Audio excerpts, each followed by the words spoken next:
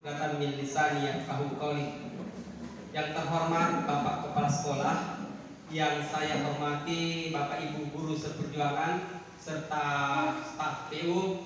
Alhamdulillah, segala puji bagi Allah Tuhan semesta alam, karena atas rahmat dan taufiknya jualah yang Ia berikan kepada kita semuanya. Allah memberikan nikmat begitu banyak sehingga hari ini kita dipertemukan di tempat ini.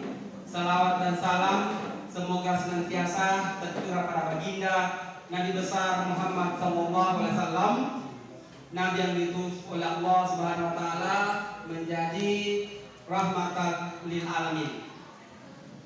Bapak-bapak, ibu-ibu yang saya hormati, alhamdulillah kita patut bersyukur karena Allah Subhanahu Wa Taala hari ini 4 teman kita, rekan kita memasuki destinasi menyangkut tentang penyebaran pemahaman budaya positif.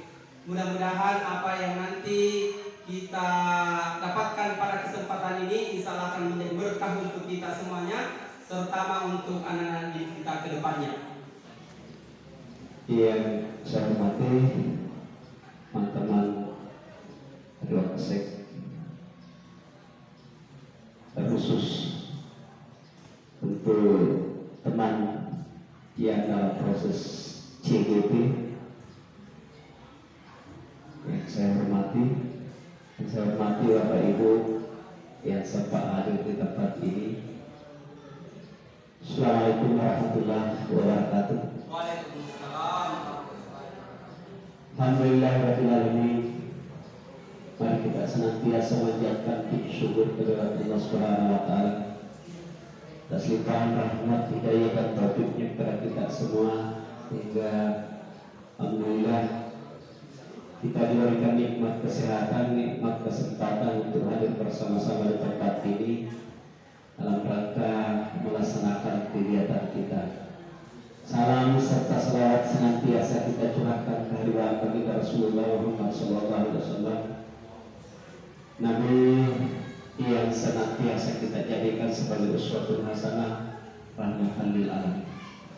Bapak Ibu yang saya hormati, alhamdulillah pada hari ini tadi 2 calon guru penggerak di sebelah itu telah kami kunjungi. Alhamdulillah untuk 2 ini kita bersama-sama sekarang. Apa yang kita lakukan pada hari ini adalah merupakan satu rangkaian dari proses daripada calon guru penggerak itu. Dan sekali lagi untuk keempat calon guru penggerak ini, di sini sudah ada 2 mentor, ada guru penggerak. Jadi saya berharap banyak-banyak berkonsultasi, terutama ketika kita mengalami hambatan yang kita mau budayakan, bahwa ketika kita sering memberikan senyum kepada yang lain, maka itu adalah salah satu sedekah. Ya.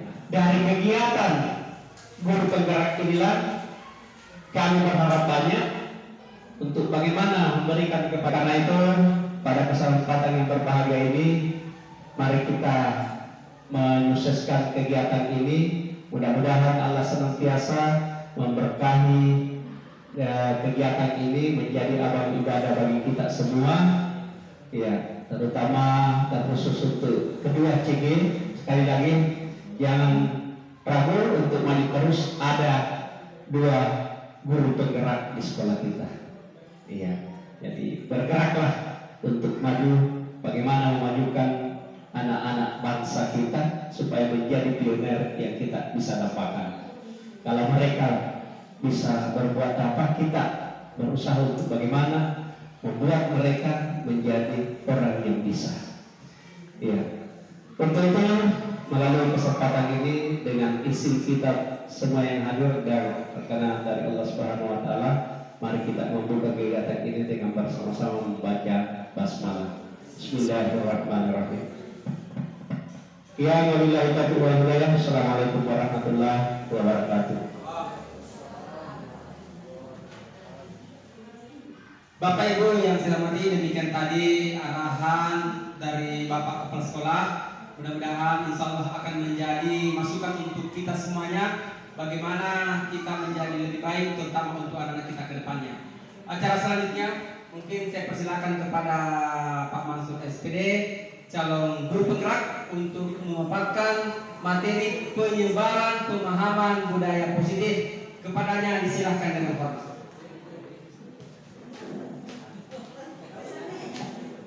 Kesempatan hari ini kita sama-sama mengikuti kegiatan penyebaran pemahaman budaya positif yang insya Allah kami bawakan. Saya sendiri Mansur SPD dengan rekan saya Irawati SPD. Salawat dan tasbih atas baginda Nabiullah Muhammad SAW, Nabi yang merupakan suri teladan bagi kita semua. Bapak Ibu sekalian, pada kesempatan kali ini kami diberi tugas untuk memberikan penyebaran pemahaman tentang budaya positif, program pendidikan guru penggerak. Pada kesempatan ini kami akan membawakan beberapa materi, di antaranya adalah ada konsep inti budaya positif, ada perubahan paradigma belajar, ada disiplin positif, kemudian nilai-nilai kebajikan, kebutuhan dasar manusia, motivasi perilaku manusia, posisi kontrol guru, kemudian keyakinan kelas dan segitiga restitusi. Materi ini sangat menarik, Bapak Ibu, karena ini menyangkut dengan budaya-budaya positif yang akan kita bahas nantinya.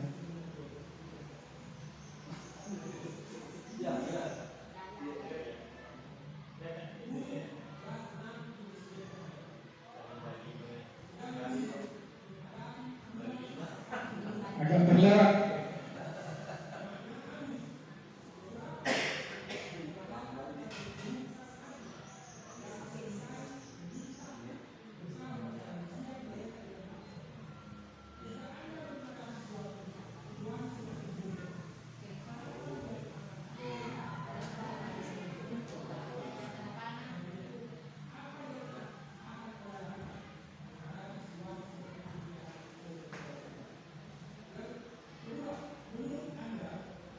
Slow respon. Kita bahas yang pertama adalah perubahan paradigma belajar.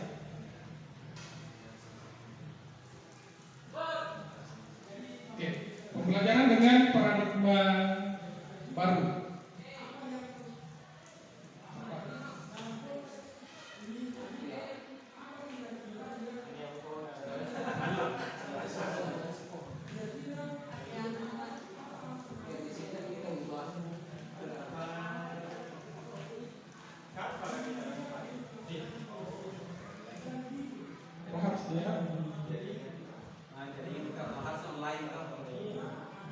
Sekarang kita bahas menyangkut masalah pembelajaran dengan paradigma baru. Pembelajaran dengan paradigma baru merupakan pembelajaran yang dirancang berdasarkan prinsip pembelajaran berdiferensiasi, sehingga para peserta didik belajar sesuai dengan kebutuhannya, berdasarkan tahap perkembangan sesuai teori psikologi modern untuk mewujudkan profil pelajar Pancasila. Kita sudah tahu bahwa profil pelajar Pancasila itu diantaranya adalah kebinekaan global, bergotong royong, kreatif, bernalar kritis, mandiri, serta bertakwa kepada Tuhan yang Maha Esa dan berakhlak mulia. Kemudian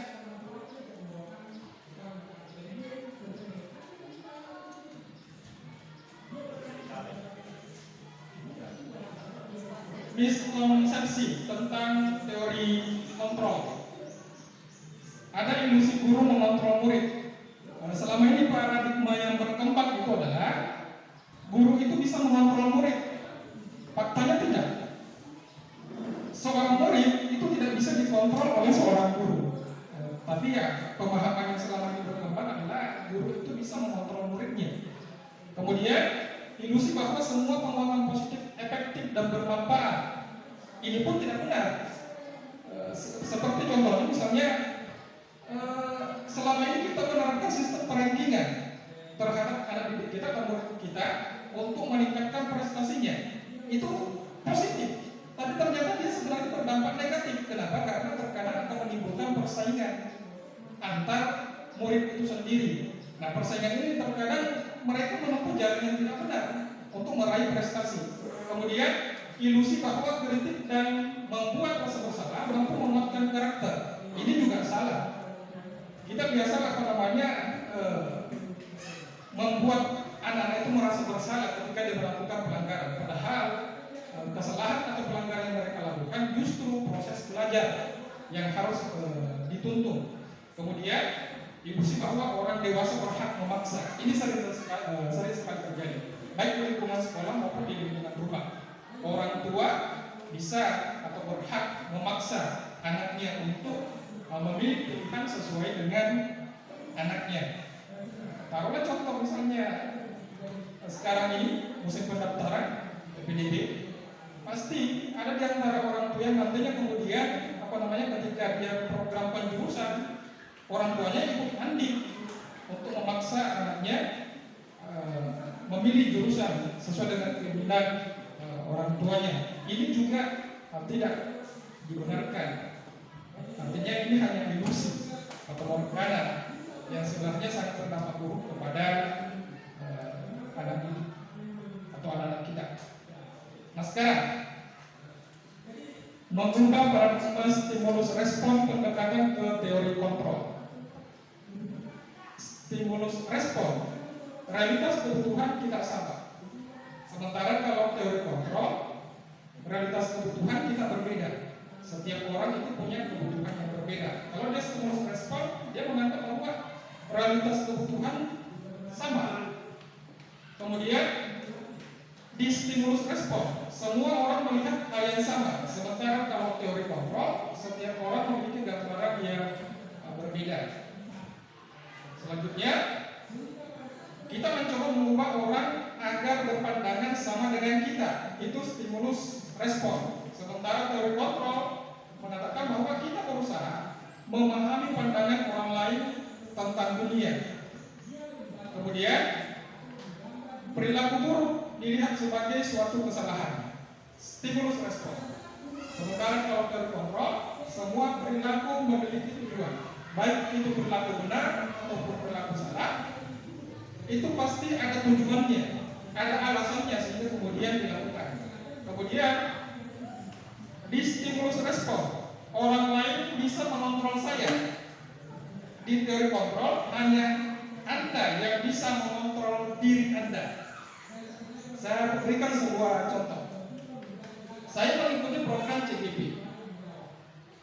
Pada awalnya ketika saya belum mempelajari apa-apa yang ada di program guru penggerak, saya menganggap bahwa saya mengikuti program guru penggerak itu karena saya dipaksa atau mungkin terpaksa oleh keadaan, karena didorong oleh atasan, sehingga kemudian ikut program guru penggerak. Ternyata yang saya pikirkan itu salah, karena saya punya kontrol terhadap diri saya sendiri. Misalnya, saya punya rahasia yang saya pegang, yang tidak boleh diketahui oleh orang lain. Bagaimanapun orang membujuk saya, memaksa saya untuk membagikan informasi itu, karena saya punya kontrol terhadap diri saya, maka saya tidak akan bagikan. Nah, sama tadi dengan program CGP, program guru penggerak. Ternyata bahwa keputusan akhirnya nanti ini, bahwa saya mengikuti program guru penggerak, itu karena keinginan saya, keputusan saya, meskipun ada motivasi, ada dorongan dari pimpinan, pada akhirnya keputusan itu kembali ke diri saya. Artinya saya memiliki fungsi kontrol. Misalnya terkadang kita memaksa untuk melakukan apa yang kita inginkan. Kemudian kalau teori kontrol, kolaborasi dan konsensus menciptakan pilihan baru. Harusnya kita bekerja sama, berkolaborasi.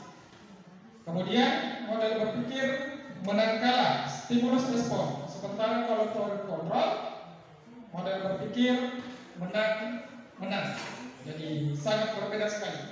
Stimulus respon menang kalah, sementara teori kontrol berpikir menang menang. Selanjutnya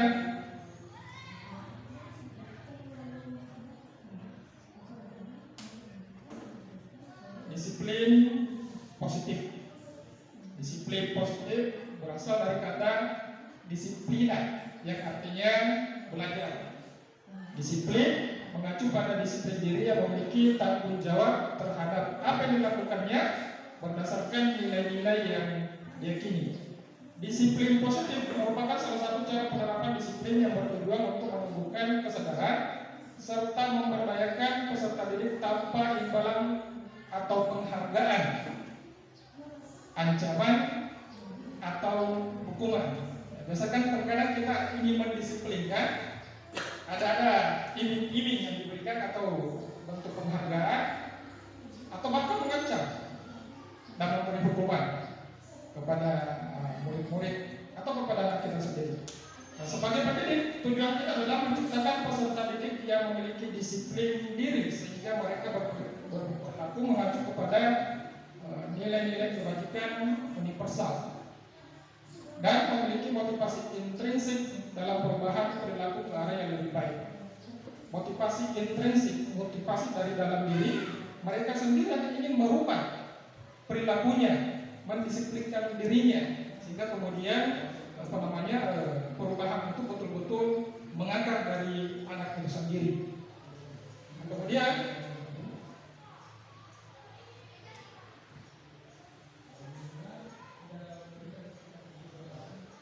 nilai-nilai kebajikan, nilai-nilai yang disepakati bersama lepas dari suku bangsa, agama, bahasa maupun latar belakangnya. Contoh nilai kebajikan institusi atau organisasi diantaranya ada profil pelajar Pancasila, beriman dan bertakwa pada Tuhan Yang Maha Esa, berakhlak mulia, berkebinekaan, antusias, empati, keinginan tahuan, kreativitas, kerjasama, percaya diri, dan komitmen.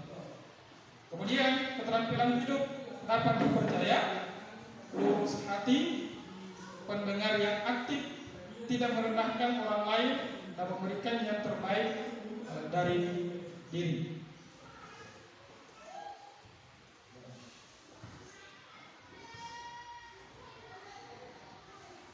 Nah, sekarang kita beralih ke materi kebutuhan dasar manusia. Kebutuhan dasar manusia adalah segala sesuatu yang kita lakukan untuk mendapatkan apa yang kita inginkan. Seluruh tindakan yang kita lakukan memiliki tujuan tertentu, dan semua usaha terbaik yang kita lakukan adalah dalam rangka agar kebutuhan dasar kita terpenuhi dengan baik.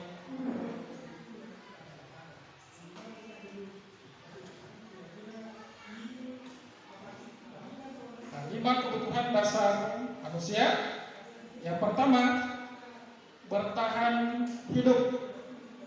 Ada makanan, kemudian pakaian, tempat tinggal, keamanan, dan kesehatan. Ini masuk ke dalam kebutuhan bertahan hidup. Kemudian merasa diterima, dipedulikan, berbagi, kerjasama, menjadi bagian dalam kelompok, itu masuk dalam kasih sayang. Jadi kalau ada kelompok-kelompok, itu menandakan bahwa mereka butuh kasih sayang dan rasa diterima. Kemudian penguasaan, ini juga kebutuhan dasar. Ada harga diri, keinginan untuk dianggap, memimpin, berprestasi, diakui dan didengar. Ingin menguasai, penguasaan. Kemudian ada kebebasan. Ada mandiri, memiliki pilihan, mencoba hal yang baru, mampu mengendalikan arah dirinya. Dan yang terakhir ada kesenangan, bermain, humor, antusiasme, tertawa. Ini terkadang sering kita lakukan, meskipun terkadang tidak kita sadari. Seperti banyak orang beranggapan bahwa kalau orang sudah dewasa, kesenangan itu hampir tidak ada. Padahal sebenarnya meskipun orang tua pasti ada keinginannya untuk bermain, ada humornya, humorisnya, ada antusiasme yang ada di dalam dirinya, bermain. Contoh sekarang ada permainan game online, dan rata-rata yang terlibat itu orang tua pada umumnya, atau orang dewasa pada umumnya. Kemudian yang sering muncul di kasus-kasus murid kita biasanya kita temukan adalah kasih sayang dan rasa diterima serta penguasaan. Ini yang sering atau umum muncul, atau mungkin dia kebebasan. Biasanya lebih umum kasih sayang dan rasa diterima, apalagi sekolah kita yang cenderung terkadang berpisah dengan orang tuanya. Orang tuanya misalnya pergi merantau, sementara anaknya ditinggal dengan nenek di kampungnya. Ada keinginan kasih sayang dan rasa diterima karena orang tuanya tidak tinggal bersama dengan anaknya. Maka mereka kemudian melakukan perilaku yang mungkin berupaya untuk menarik simpati dan perhatian dari temannya maupun dari gurunya. Kemudian ada juga yang penguasaan.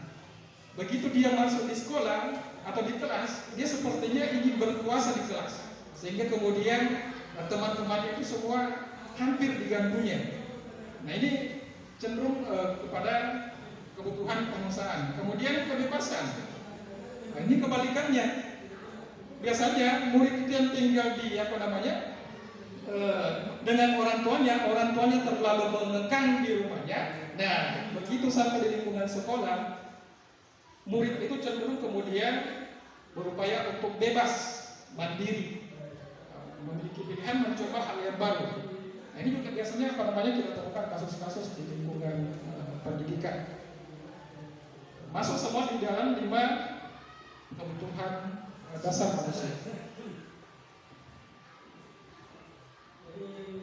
Nah, sekarang motivasi perilaku manusia.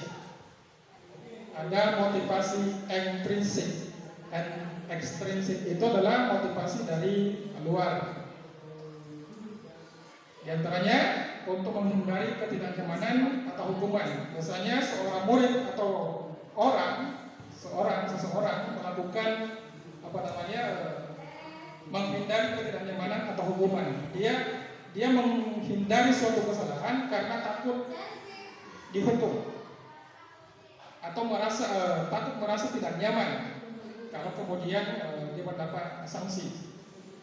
Kemudian untuk mendapat imbalan penghargaan dari orang lain, itu semua faktor ekstrinsik atau dari luar. Dia hanya melakukan sesuatu kebaikan karena ingin mendapatkan imbalan penghargaan, termasuk dalam hal ini sebenarnya adalah pujian. Jadi dia melakukan suatu kebaikan karena ingin mendapatkan imbalan atau penghargaan dari orang lain.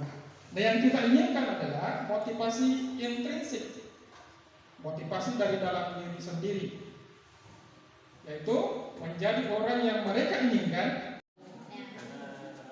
Jadi sanksi yang diberikan kalau dalam hukum itu adalah hormat pada bendera selama 1 jam. Mungkin sudah tidak berlaku lagi di sekolah kita, sudah tidak pernah lagi kita memberikan hukuman kepada murid, kepada siswa kita bila mana mereka tidak memakai atribut lengkap sampai upacara bendera, menghormati pada bendera selama 1 jam.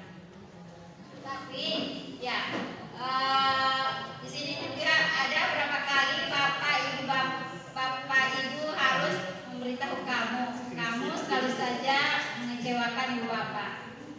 Ya. Jadi ini contoh kasus ya, pembuat rasa bersalah.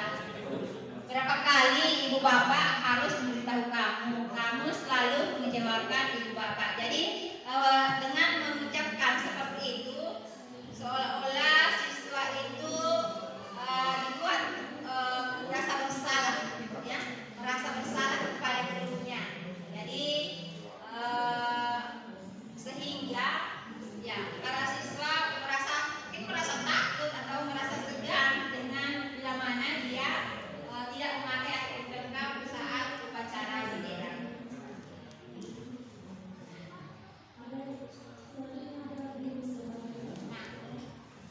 Kalau sebagai teman, fungsi kontrol kita sebagai teman, kita bisa mengucapkan seperti ini kepada murid-murid kita. Ayo dong, ikuti aturan sekolah.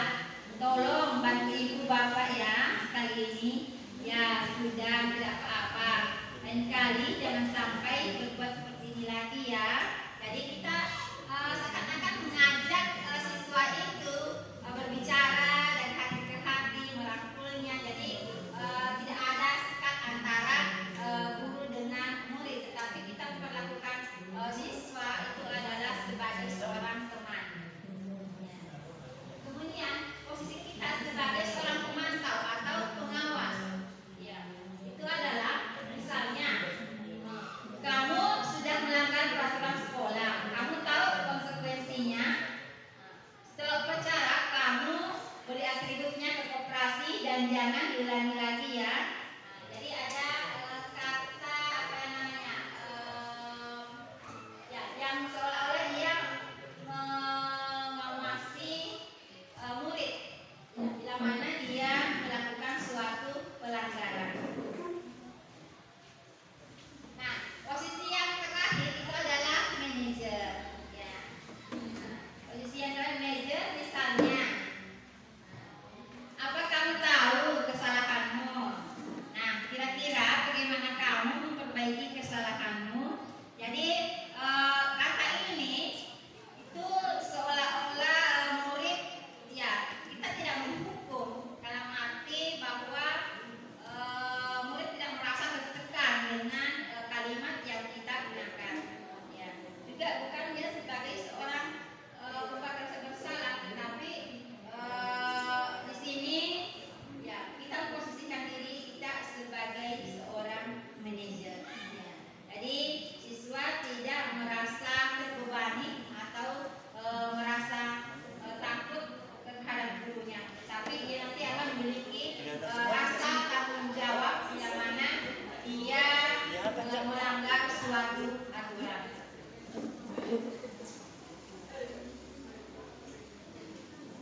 Nah, sekarang mari kita berlatih para guru hebat. Nah, melihat 5 posisi kontrol tadi, ada yang penghukum, ada pembuat rasa bersalah, ada. Bismillahirrahmanirrahim. Assalamualaikum warahmatullahi wabarakatuh. Terima kasih atas kesempatan yang telah diberikan. Saya memilih dari kata itu kami tidak pernah benar melakukannya, memilih sebagai penghukum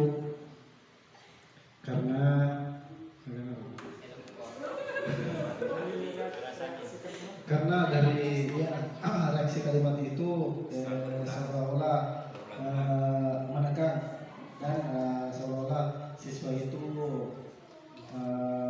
setiap melakukan sesuatu pasti tidak pernah dilakukan dengan baik, sehingga timbullah kata-kata yang agak kasar terdengar karena dari siswa itu sendiri dan tidak pernah benar melakukan sesuatu. Terima kasih. Itu yang sempat saya sampaikan. Semoga ini mohon dimaafkan. Assalamualaikum warahmatullahi wabarakatuh.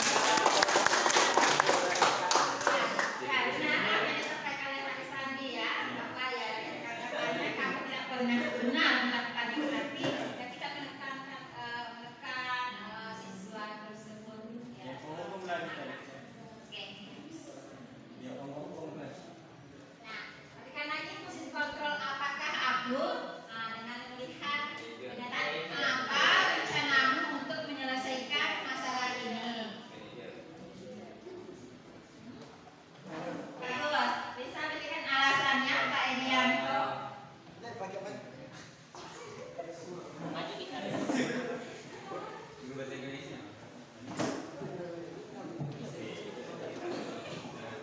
Terima kasih telah diberi kesempatan. Di sini saya memilih manajer karena Assalamualaikum warahmatullahi wabarakatuh. Di sini saya memilih manajer karena di sini dari teksnya apa rencana untuk menyelesaikan masalah ini seolah-olah dia untuk mencari solusi dari apa yang dilakukan atau kesalahan dari siswa tanpa menghati, tanpa melakukan penekanan ataupun adanya hukuman dari kesalahan atau masalah yang ada di siswa. Di sini dia mengajak siswa untuk berpikir apa yang harus saya lakukan untuk menjadi lebih baik. wabarakatuh. Terima kasih. Jawabannya apa? Belum saya lihat dulu. Nah, jadi benar bahwa apa rencanamu untuk menyelesaikan masalah ini itu adalah posisi kontrol kita sebagai seorang manajer. Jadi seorang guru ya tentu kita harus bisa mengajak ya mendorong murid-murid kita ya agar bila mana terjadi suatu pelanggaran dia tahu apa sudah tahu pelanggarannya apa dan dia bisa memperbaiki kesalahan tersebut ya. Nah, di sini masih ada lagi penyesalan posisi kontrol apakah aku ayolah lakukan demi belakang ibu ya. Sebagai seorang teman, ada memberikan pendapatnya. Ibu Samsidah, oke, silakan Ibu Samsidah.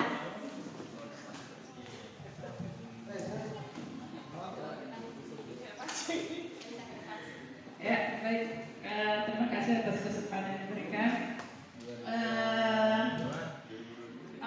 Dari pernyataan itu kenapa saya katakan bahwa itu posisi kontrol guru sebagai seorang teman, karena dari pernyataannya seolah-olah mengajak siswa tersebut ayolah lakukan demi Bapak Ibu ya, seakan-akan mengajak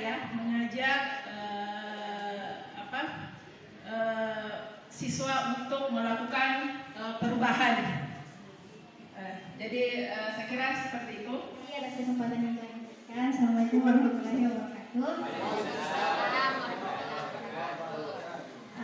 Alasan saya mengapa saya memilih posisi kontrol guru dengan redaksi kata kamu tidak pernah mendapat nilai jika tidak mengerjakan tugas, sebagai posisi kontrol pemantau, karena dari redaksi katanya telah mengatakan kamu tidak pernah mendapat nilai jika tidak mengerjakan tugas, yang berarti bahwa sebelum-sebelumnya sudah dipantau atau dilihat bahwa dia tidak mendapatkan nilai yang baik karena tidak mengerjakan tugasnya. Nah, itulah tadi 5 posisi kontrol kita sebagai seorang guru. Tadi dari kelima posisi kontrol, tentu posisi kontrol sebagai seorang manajer lah yang kita idam-idamkan dan bisa kita implementasikan di dalam lingkungan belajar murid kita. Oke, selanjutnya mengenai keyakinan kelas. Tahu apa keyakinan kelas? Ya, keyakinan kelas itu biasa dibuat ada kesepakatan antara guru dengan murid sehingga tercipta suatu keyakinan kelas. Nah, mengapa keyakinan kelas? Mengapa bukan peraturan kelas? Yang bisa memberikan pendapatnya, mengapa harus keyakinan kelas? Ya. Mengapa bukan peraturan? Jadi ada perbedaan antara keyakinan kelas dengan peraturan kelas. Ada memberikan pendapat? Silakan Pak Erianto.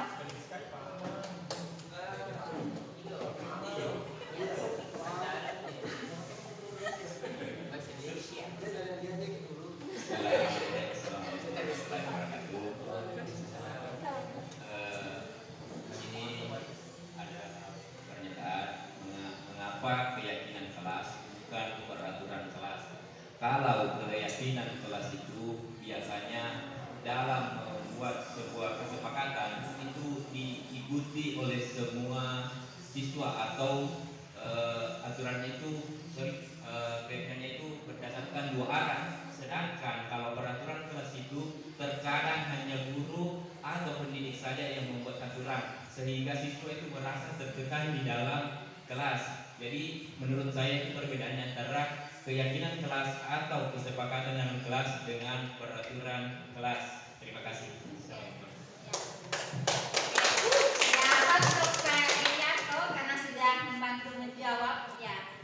Mengapa keyakinan kelas, mengapa bukan peraturan kelas. Jadi betul apa yang disampaikan oleh Pak Arianto bahwa keyakinan kelas itu berlangsung 2 arah, melibatkan antara guru dengan murid. Tetapi kalau peraturan kelas itu hanya 1 arah.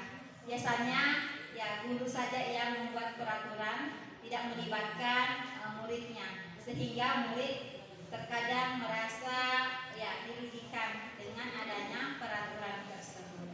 Keyakinan kelas itu adalah bersifat abstrak, ya, berupa pernyataan universal dibuat dalam pernyataan positif. Nah, sedikit saja akan mudah diingat, ya, sesuai dengan kondisi kelas dan sekolah sehingga mudah diterapkan. Dan semua warga sekolah atau warga kelas itu dilibatkan saat membuat keyakinan kelas. Nah, di sini ya ini adalah contoh keyakinan kelas yang dibuat.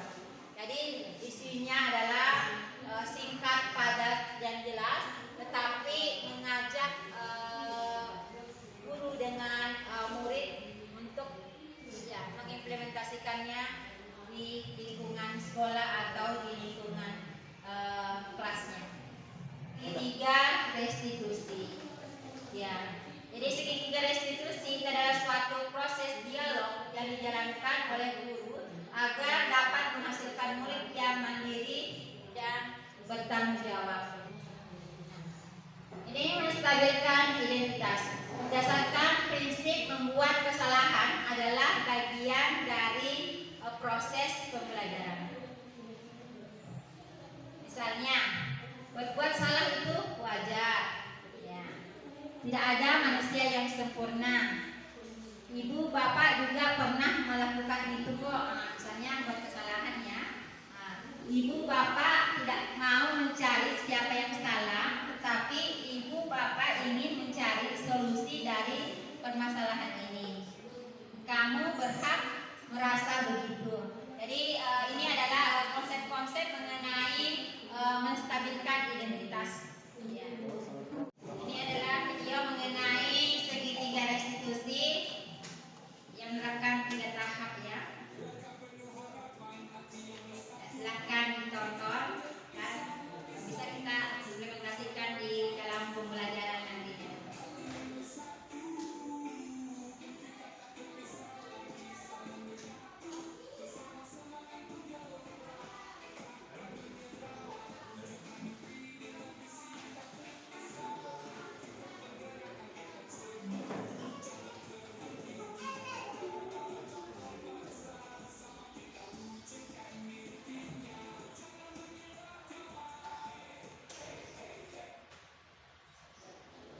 Dan kita ambil satu contoh kasus saja ya, satu-satu.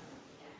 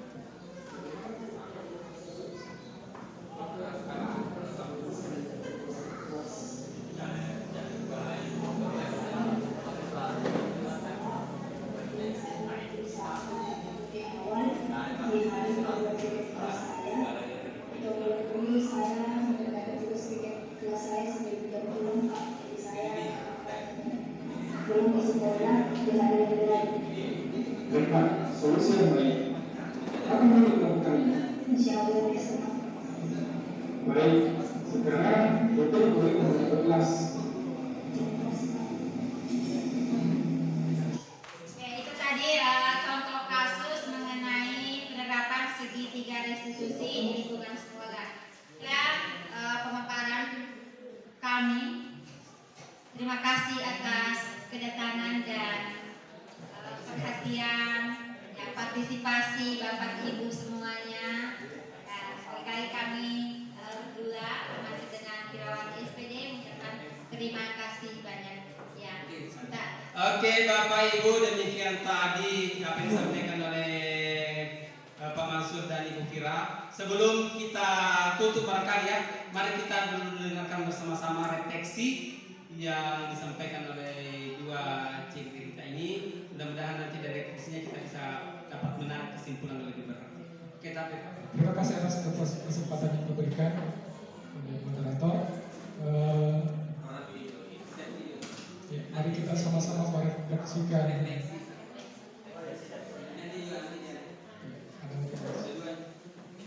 Mari kita sama-sama merefleksikan materi kita hari ini menyangkut masalah budaya positif.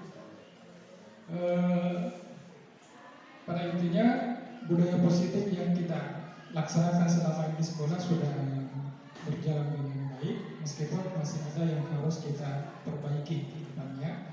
Utamanya menyangkut masalah keyakinan kelas tadi. Selama ini kita selalu menerapkan peraturan kelas atau kesepakatan kelas, bukan keyakinan kelas. Yang terbaru sekarang adalah menyangkut masalah keyakinan kelas. Kemudian dari materi budaya positif ini mungkin teman-teman bisa tergerak untuk ikut juga dalam program pendidikan guru penggerak, karena di dalamnya ada banyak hal-hal yang baru atau yang bisa kita dapatkan di dalam setiap modul guru penggerak. Seperti yang saya alami secara pribadi, bahwa tadinya saya merasa bahwa semua yang saya lakukan selama ini hampir 20 tahun sudah benar sebagai seorang guru. Ternyata masih banyak hal yang keliru dan harus saya perbaiki. Dari sinilah kemudian saya memulai untuk mengupdate pengetahuan saya, dan kemudian insya Allah akan kami aplikasikan dalam sistem pembelajaran kepada murid ke depannya. Oke Bapak Ibu, demikian tadi refleksinya. Mungkin dari audiens yang bisa memberikan lagi refleksi. Oke, silakan Pak Sani.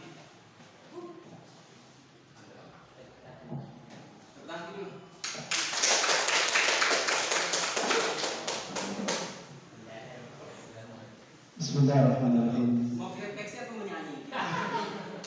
Assalamualaikum warahmatullahi wabarakatuh. Waalaikumsalam. Terima kasih atas kesempatan yang telah diberikan yang kedua kalinya. Adapun refleksi dari kami, yaitu terkait tentang apa yang dibahas tadi mengenai penyebaran pemahaman budaya positif. Yang sebelumnya selama ini ketika saya melakukan apa tadi itu? Ya, posisi kontrol, saya merasa sebelum mendengarkan penjelasan dari Bapak Ibu, sebelumnya saya merasa bahwa apa yang saya lakukan itu sudah benar, karena saya melakukan posisi kontrol yang pertama, yaitu ketika ada siswa yang melakukan kesalahan, maka saya langsung memberikan hukuman. Ternyata setelah memberikan penjelasan, mendengarkan penjelasan dari Bapak Ibu, ternyata itu kurang benar. Dan yang paling baik ketika ada seorang siswa yang melakukan kesalahan adalah kita sebagai manajer bagi anak-anak kita, itu memberikan solusi bagaimana caranya agar supaya siswa yang melakukan kesalahan mampu mengubah dirinya ke arah yang lebih baik tanpa menyakiti hatinya, tanpa menyakiti fisiknya. Itu demikianlah yang saya sampaikan. Kurang lebihnya mohon dimaafkan. Assalamualaikum warahmatullahi wabarakatuh. Oke Bapak Ibu, mungkin masih ada yang memberikan refleksi dari apa yang kita dapatkan hari ini.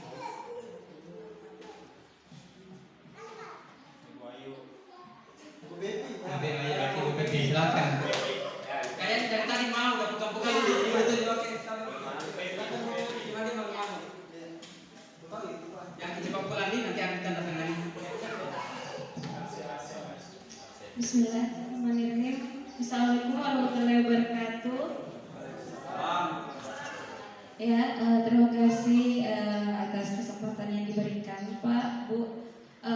Berdasarkan apa yang sudah disampaikan tadi, kami sebagai guru yang biasanya melakukan posisi kontrol yang seperti hukum, terus melakukan rasa bersalah, terus biasa juga sebagai teman, tapi ternyata yang seharusnya kita lakukan itu kita memberikan anak-anak itu sebagai solusi, memberikan solusi bagaimana masalahnya itu diatasi. Jadi sebenarnya di sini kita berkolaborasi untuk memecahkan masalah. Jadi itu yang bisa saya sampaikan. Terima kasih Pak. Wassalamualaikum warahmatullahi wabarakatuh. Oke Bapak Ibu, demikian tadi pemaparan juga dari CGP kita ya, CGP kita dalam guru penggerak angkatan 10. Mudah-mudahan apa yang disampaikan pada hari ini insya Allah ada manfaatnya untuk kita semuanya. Yang jelas bahwa dalam kegiatan ini anak itu adalah anak yang harus dilayani dengan baik, diselesaikan dengan cara sebagai manajer dalam setiap persoalan-persoalan. Jadi setiap masalah yang kita hadapi maka kita mengutamakan bagaimana kepentingannya anak untuk masa depannya agar anak lebih bahagia dan selamat. Itu menurut apa yang kita pelajari menurut Ki Hajar Dewantoro. Terima kasih kepada Bapak Ibu yang telah meluangkan waktunya untuk membersamai kegiatan pada kesempatan ini. Mudah-mudahan Allah Subhanahu wa taala memberikan pahala, jalinan silaturahmi tetap terjaga, dan kepada Ibu Fira dan Pak Mansur kami ucapkan banyak terima kasih atas masukan ilmu pada kesempatan ini. Insya Allah akan bermanfaat untuk kita semuanya. Segala kekurangan adalah milik kita sebagai manusia biasa dan semuanya kita kembalikan kepada Allah Subhanahu wa taala. Terima kasih. Assalamualaikum warahmatullahi wabarakatuh. Dan mari kita bersama-sama memberikan aplaus kepada kedua rekan kita.